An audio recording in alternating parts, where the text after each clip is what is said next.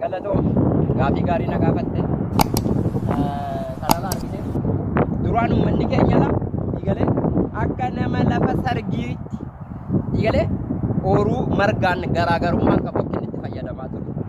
Hamma laafnola paartiin badhaadhinaa la argite harree akka nama salaatuutti la akkanatti naqee akkasitti gaa nama digdama dargaggoota keenya akkuma dura bu'aan keenya obbo Shimallis jedhan nama miliyoona dargaggoota miliyoona lamaaf hojii uumuudhaaf jedhameef akkanatti goonee kunooti gaala itti fayyadamanii jiranii dargaggoonni keenyas kunnola makiinaa ariilaan makiinaa sana argattu makiinaa 5 nama digdamaan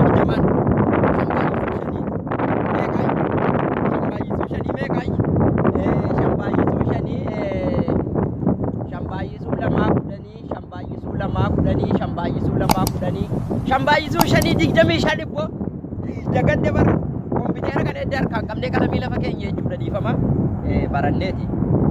Kanaaf akkasitti kunuunaa ilaalaa akkasitti galanillee waan hojjennutti fayyadamne hedduu gammannee jirra dhufa. Amma kuni dinnicha jechuudha. Gamas goommana. Firaafireedhaan Oromiyaa magariisa badhaatuu kana Jibuutiitti erginee Sumaaleelaandiitti amma deengedda wajjin mari'annee deebine. Sumaaleelaandii jechuudha. Gara bishaanis akkasitti. Kana achitti dargaggoonni keenya gadi bahanii hojii hin qabnu jechuun hin jiru sichi paartii badhaadhinaa keessa. Dhibba jiraachuu hin danda'u namni hojii hin qabne.